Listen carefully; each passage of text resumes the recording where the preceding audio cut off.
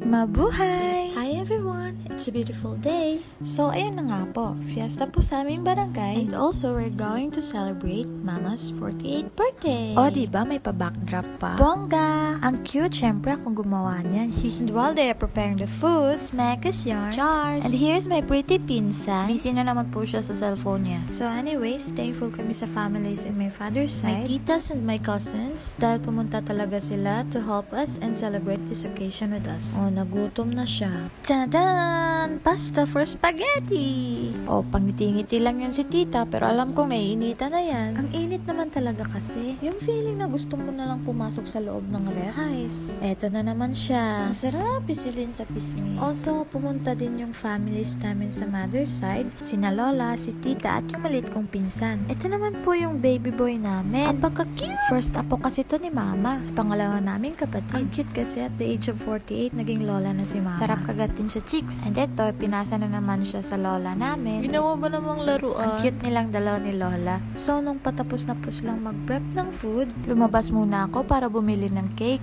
Bumili na lang din ako ng candles. Gusto ko nga sana yung numbers na candle, pero wala silang available. Kaya ito na lang yung baby candle ang binili ko. I also bought 5 boxes of pizza na rin. Uy, for the English yarn. Nasa 145 pesos yung isang box nito. Mura siya, pero masarap. Nyam, nyam. Pauwi na rin ako nito. At tapos na rin yung misa sa chapel. Sobrang init, parang gusto ko nang magka-car. Uy, sana all. And charan! Here's the foods that cook and prepared with love.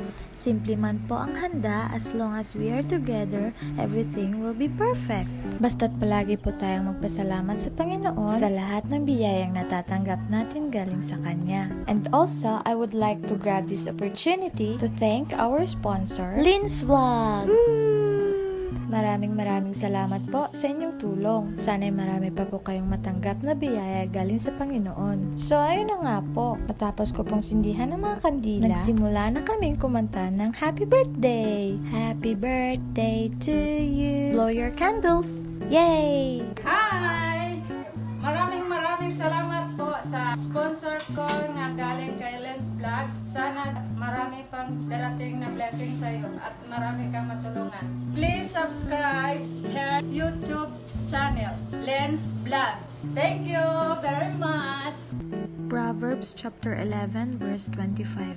Those who bless others will be abundantly blessed themselves. Those who help others are helped. I hope you enjoyed watching my mini vlog. And don't forget to subscribe Lynn's Vlog on her YouTube channel. Enjoy the rest of my video. Mwah. Thank you and bye-bye.